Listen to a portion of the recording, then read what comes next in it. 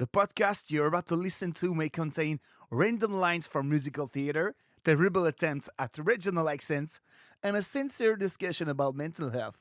You have been warned. Are you ready to start singing with your feet? Formidable! Allez, c'est parti!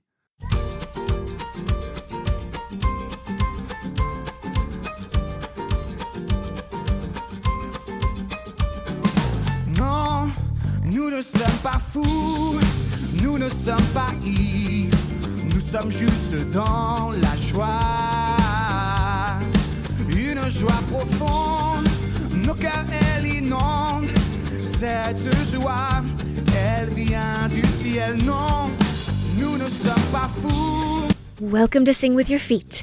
My name is Lily Fields, and I'm going to be your fairy godmother for the next half hour or so. My job as your fairy godmother is to help you think differently about your life. To, well, sing with your feet, if you will. To sing with one's feet is a little euphemism I like to use to mean that you've got to stop doing the same things over and over, thinking that you are going to get a different result. To sing with one's feet means that we don't give up when things get hard or when we feel like we are out of options.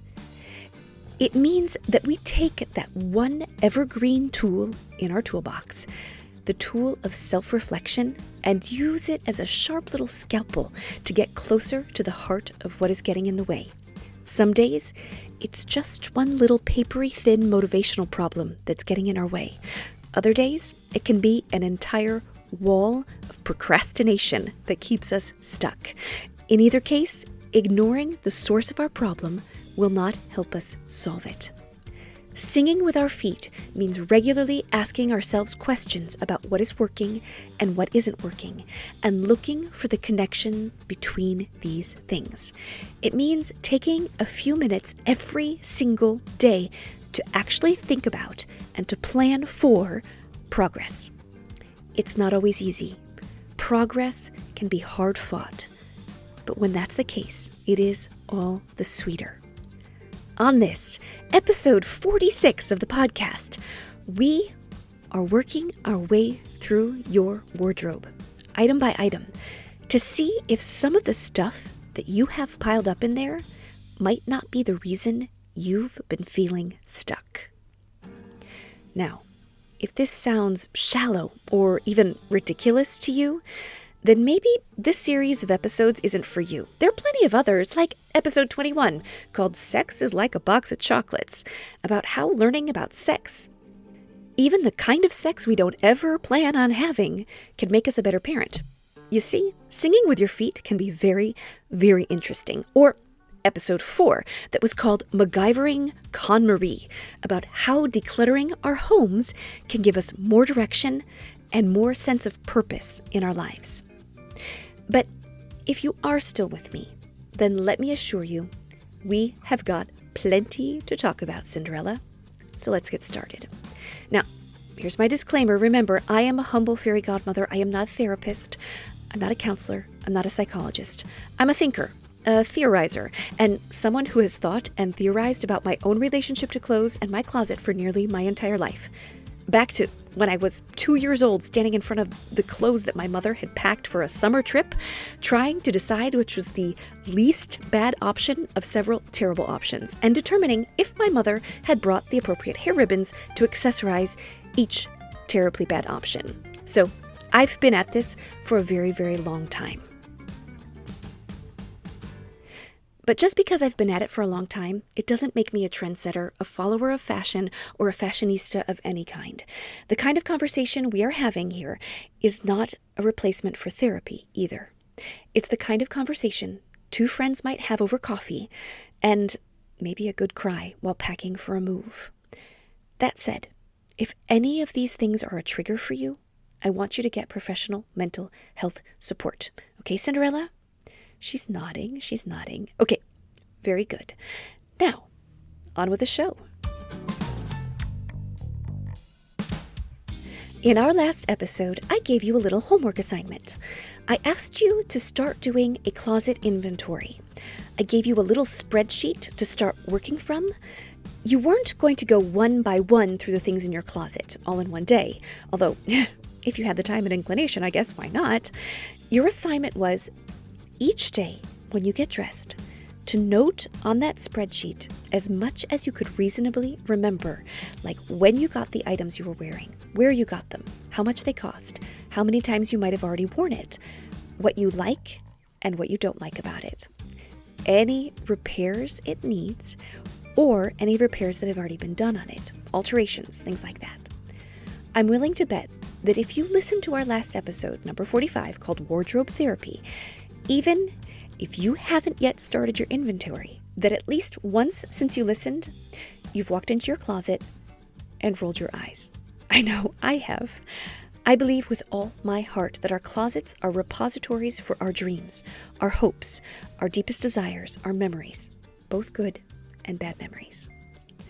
Me, I have rolled my eyes because as neatly arranged as my closet might be, which it is right now, due to a ceiling leak in my closet, which is a fairy godmother's nightmare, there are items hanging there like little soldiers, which I absolutely never wear, but that I keep there, and that dislodge feelings every time I see them.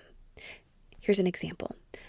A little sparkly cardigan that I bought to wear to a concert, and it looks awful on me.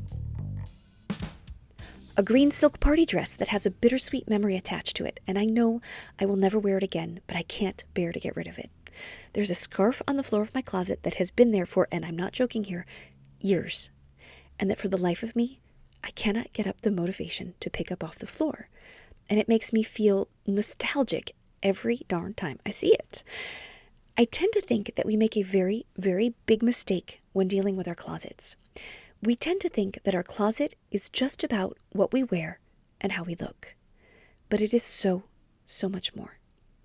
Our closet is a mirror to how we feel about ourselves, about how we feel about our lives. Our closet has the power to make us feel things. This scrapbook, using air quotes here, aspect of our closet is what I want us to talk about today. As is usual, I'm going to be speaking anecdotally about my closet, with maybe a few examples from other people strewn in here and there.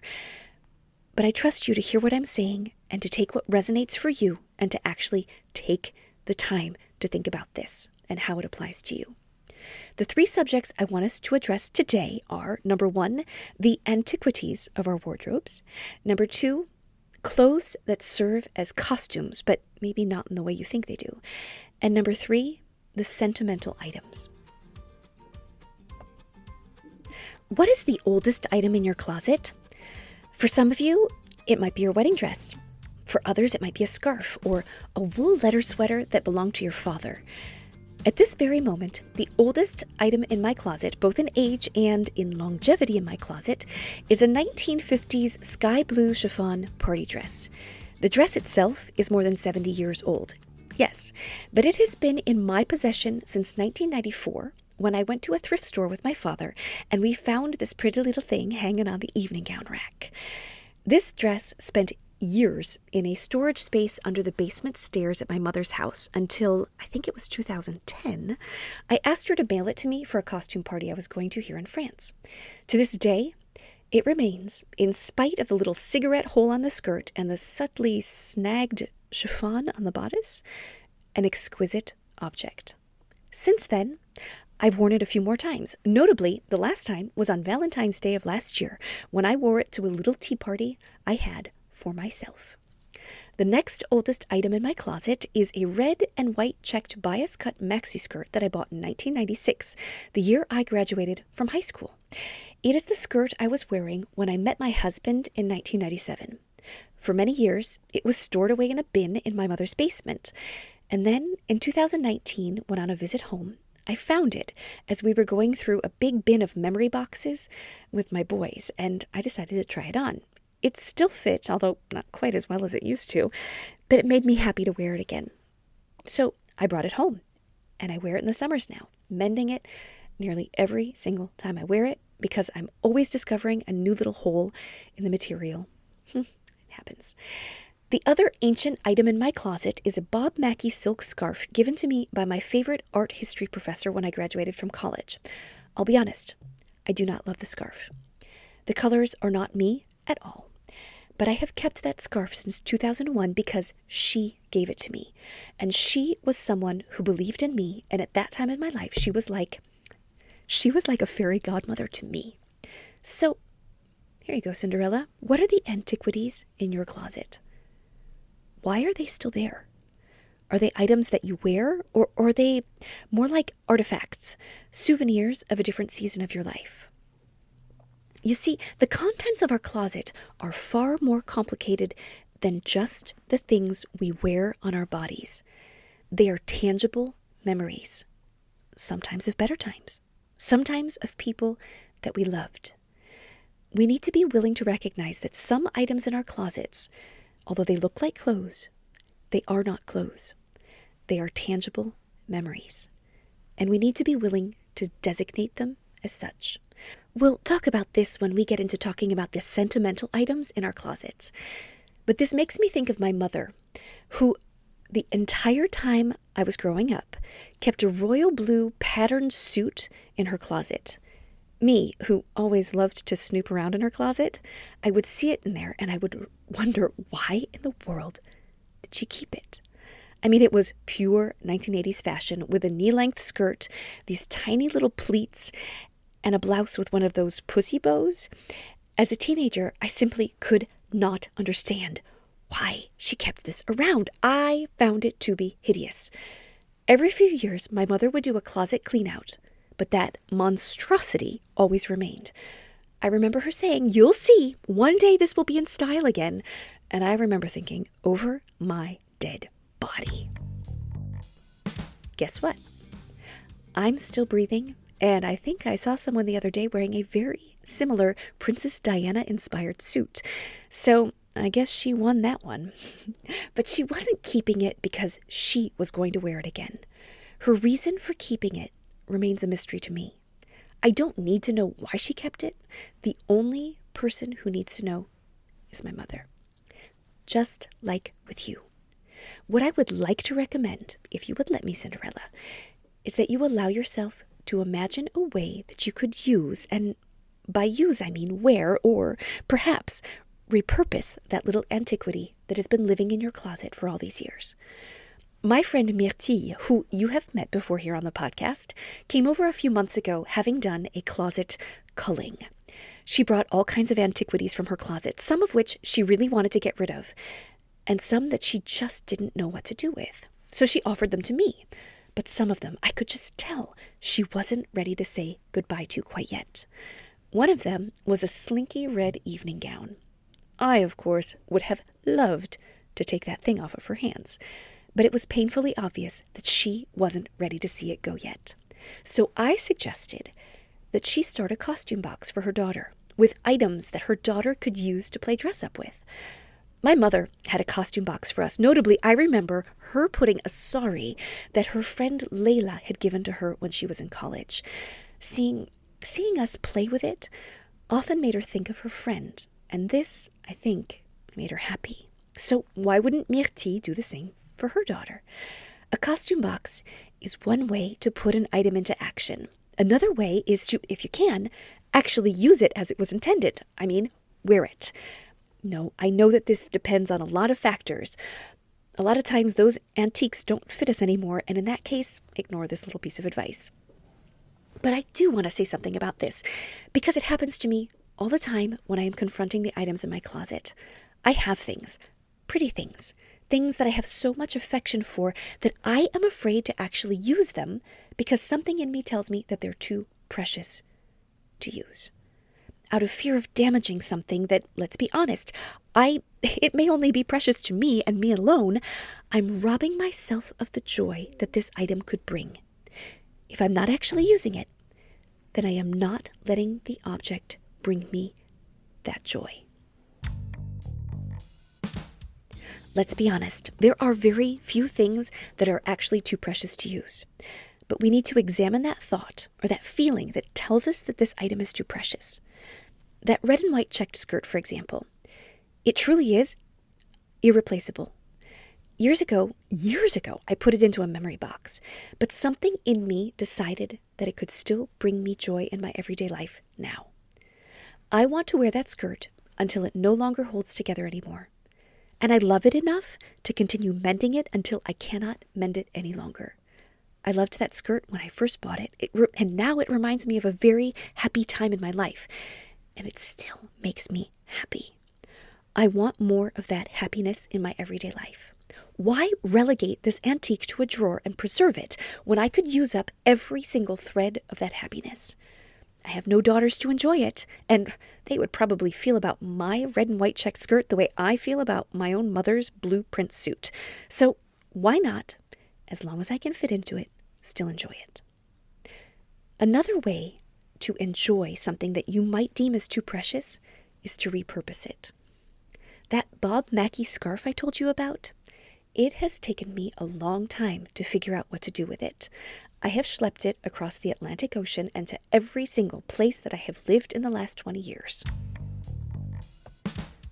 But it has recently become the lining on my leather jacket. You see, the lining on my jacket had somehow gotten ripped up, and I decided, to the best of my ability, to use that scarf to replace the lining. So now, every single time I wear that leather jacket, I think of Dr. Thomas.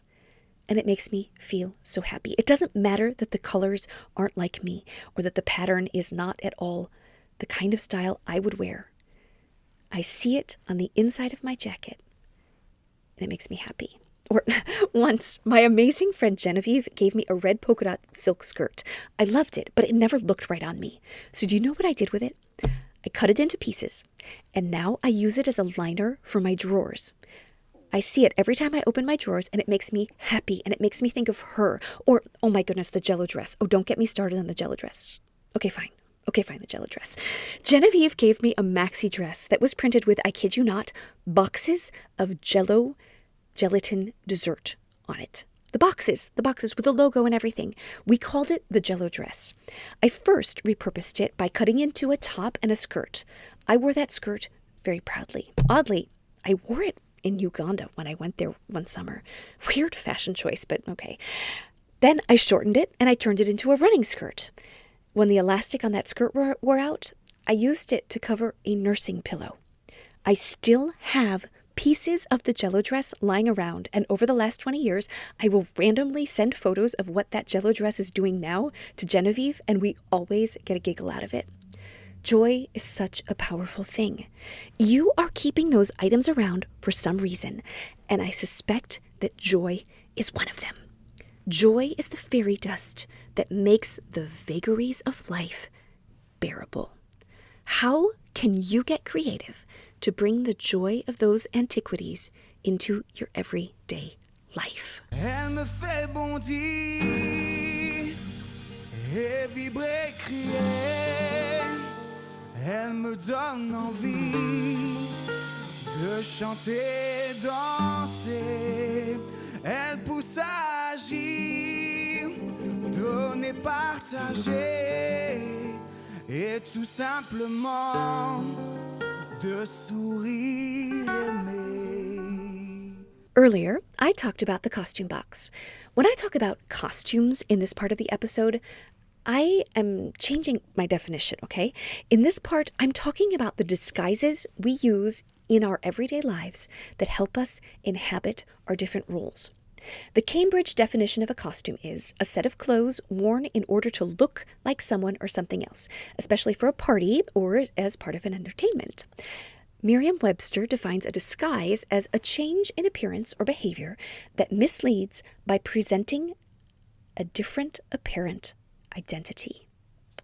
When I worked at Walt Disney World, we wore uniforms, but they were not called uniforms. Mais non. They were called costumes.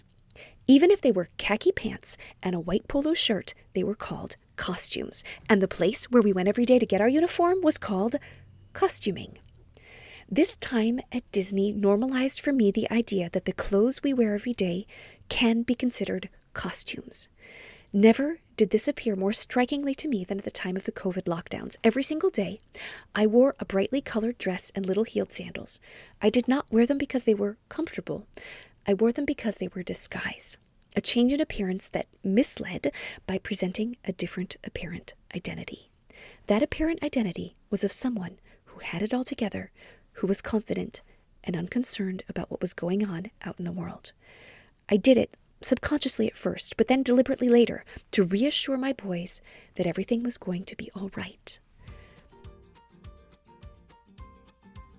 During that time, I discovered that I had 3 basic categories of clothes in my closet. The ones that I was wearing daily, the bright, colorful, pretty dresses, which I affectionately called my look at me dresses. I had a gigantic swath of black and gray and otherwise neutral colored items that I would wear when I wanted to feel invisible, which was just about every single time I stepped foot outside of my apartment. And then I had the not insignificant category I called performance clothes, which were either business casual items or formal attire, which I either used to wear to work when I worked outside of the home or that I wore to perform in. Instinctively, I knew when to wear what, because instinctively, I understand the different roles that I play in my life and the audience that I am, air quotes here, playing to in the different situations that I'm in. When I realized that I had siloed my wardrobe into these 3 categories, I intended to understand what it all meant. One of my ideal life statements is that in my ideal life, I am the same person on the inside as I am on the outside. So did this mean that I had 3 distinct people in me? I also had heard a phrase once that I liked a lot. It was dress for the life you want. So I got to thinking about what each of those different character disguises meant that I wanted out of my life. I mean, I called a whole category of my closet look at me dresses, but I only liked to wear them around my husband and my family. This meant that I was desperately wanting to be seen and noticed by them. Not that this ever worked, of course, but at the heart of it, that was what I was hoping for from them. The neutrals, I viewed them as my invisibility cloak. I wore them when I wanted to pass unnoticed. And there are more times than I would care to admit that I really wish that everyone would just ignore me, not talk to me, and pretend that I'm not there. There are also the jeans that I needed to crawl around on the floor with my kids, or that I wear to go gallivanting through the woods in the middle of the winter.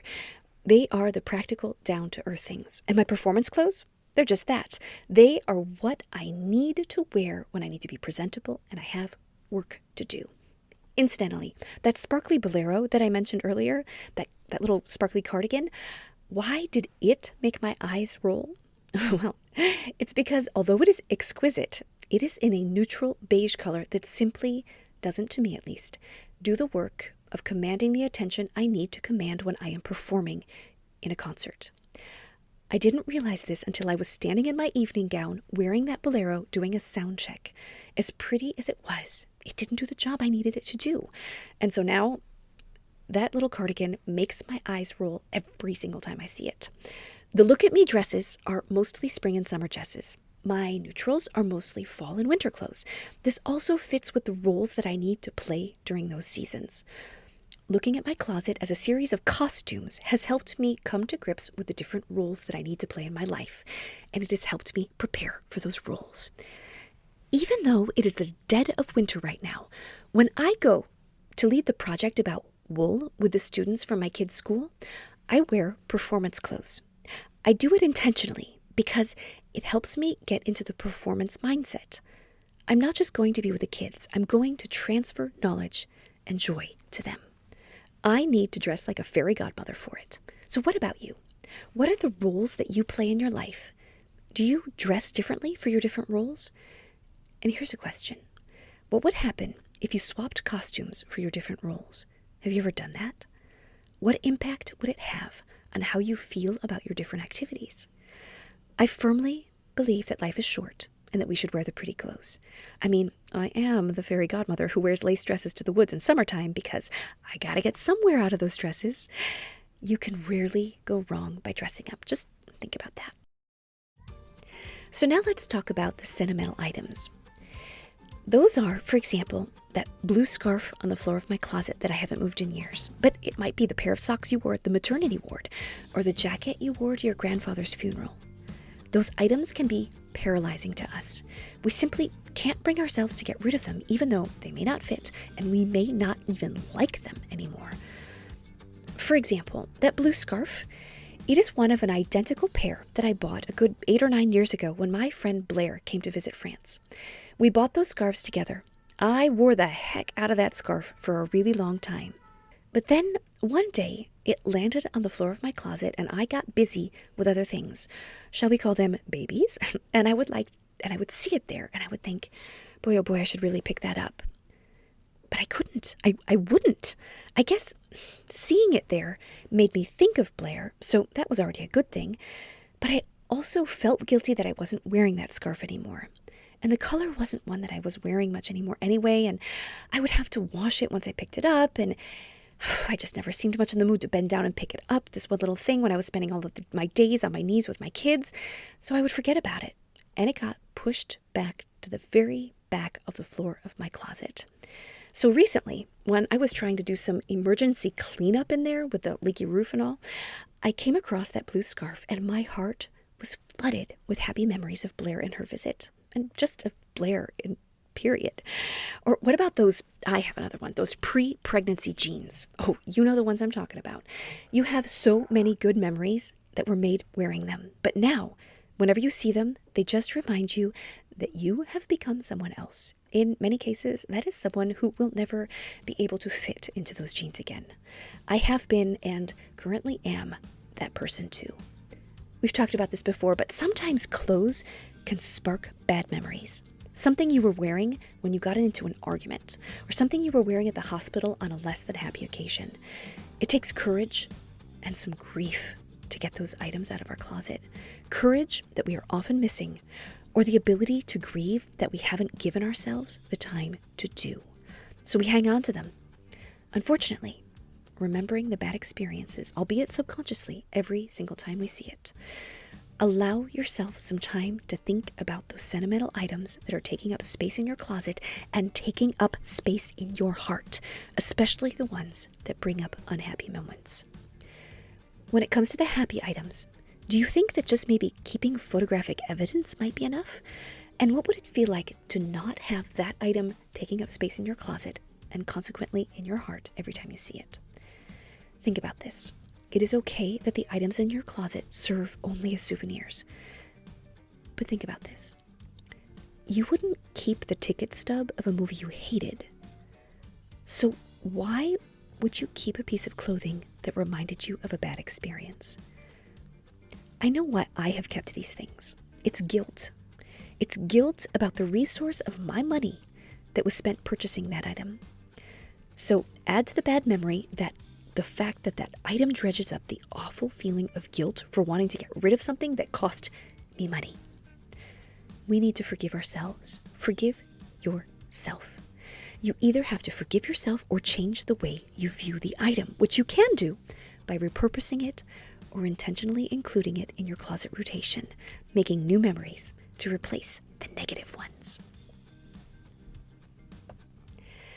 So here we are, back talking about the golden rule. I've been plugging away at my New Year's resolution. I am not battling 100%, to be honest. It's sometimes just one bridge too far for me to act on love. I'm not proud of this, but it is what it is. I find that sometimes with the idea of doing what I would want someone to do for me is the hope, to not say expectation, that someone will actually do what I want done for me. This is a terrible risk for disappointment, and it just seems fitting that to start off this year, I gave you a lecture about disappointment. One area that this golden rule thing has really been making a difference in my life is that one thing that I would want people to do for me is to speak kindly to me. I don't mean flattery or nonsense. I mean I would want people to speak in a kind tone of voice. No raising the voice, no barking orders. I mean, if they have to repeat what they have said, that they would do it patiently without getting annoyed or getting that weird edge to their voice. If this is true for me, then I need to practice it. It's, no joke, really, really hard to ask someone to put on their socks for the 300th time without raising my voice. But I'll be darned. Once those socks are on, I find that if I have made it through without raising my voice, it actually makes me less irritable about the whole process. I just need to keep my tone calm. So the golden rule really does rule, even when it's hard. All right, Cinderella, I hope you enjoyed this week's episode. I am so honored that you took time out of your day to spend some time with me. I'd love to hear what comes up for you as you think about your closet. What are the roles that you play in your life that require different costumes? What are the antiquities in your closet and how can you use them to bring more joy into your life? What are the items in your closet that are taking up more heart space than they deserve? You can reach me on Instagram at Sing With Your Feet or by email Lily, Lily, at singwithyourfeet.com. Be great this week, Cinderella. I believe in you. I also want to thank those of you who have shared the podcast on your social media. This means so much to me. If you haven't done it yet, remember to subscribe and rate and review the podcast on your listening platform. This is a huge step to growing our audience, and it won't cost you a thing but 90 seconds of your time. I want to give a great big thank you to Seven Productions here in Mulhouse, France for the use of the song La Joie as the intro and outro to the show, to Matt Kugler, who you can find on social media as Matt-K, who sang it, and to Claude Ekwe, who wrote it. This is your fairy godmother signing off. Just remember, it is never too late to start singing with your feet.